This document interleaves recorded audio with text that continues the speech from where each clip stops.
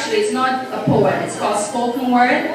So if you would just listen to the words, I'll just go right into it. So it's entitled, I Will Wait For You. So it seemed that it was cool for everyone to be in a relationship but me.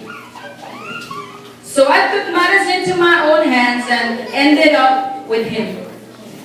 Him who displayed the characteristics of a cheater, a liar, an abuser, and a thief. So why was I surprised when he broke into my heart?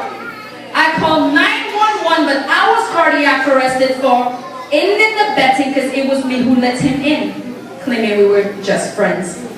You see, it was already decided for me by the first date that even if he wasn't, I was going to make him the one. You know, I was tired of being alone, so I simply made up in my mind that it was about time, so I decided to drag him along for the ride because I was always the bridesmaid and never the bride.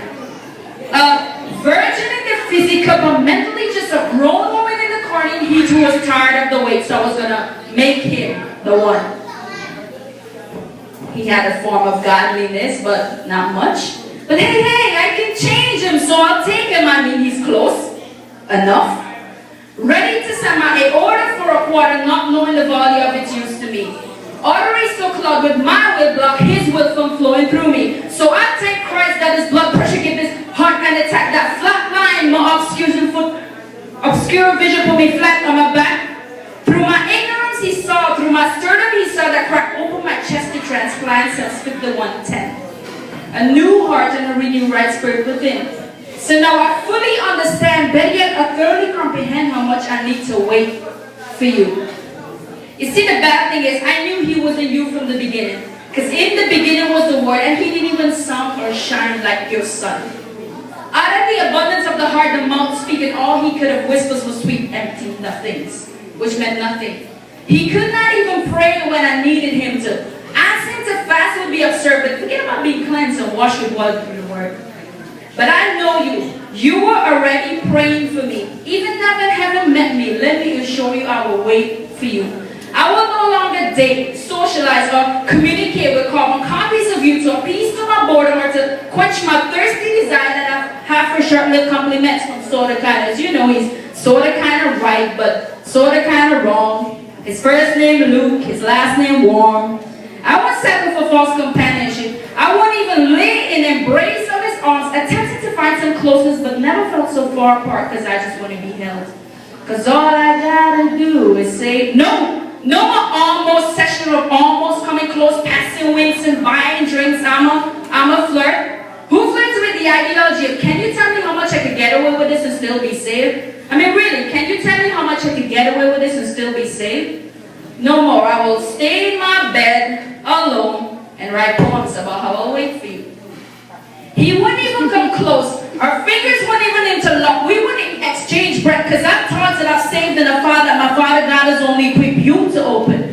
I will no longer get weighted down from so-called friends and family talk about the concern of my biological clock when I serve the altar of time. Who's not subject to time, but I'm subject to him. He has the ability to stop, fast forward, pause, and rewind at any given time. So if we were to role play, you could be Abraham and I can be Sarah. Or you could be Isaac and I would be Rebecca. A servant's answer prayer, bone of your bone, flesh of your flesh, made out of your rib, Adam. And once we meet like electrons, I will be bombed to your nucleus, completely indivisible atom. We even speak the same math, 1 + 1 + 1 = 3, which really equals 1 if you add them. We were all created in his image and likeness, but you have the ability to reflect, project, and even detect the sun.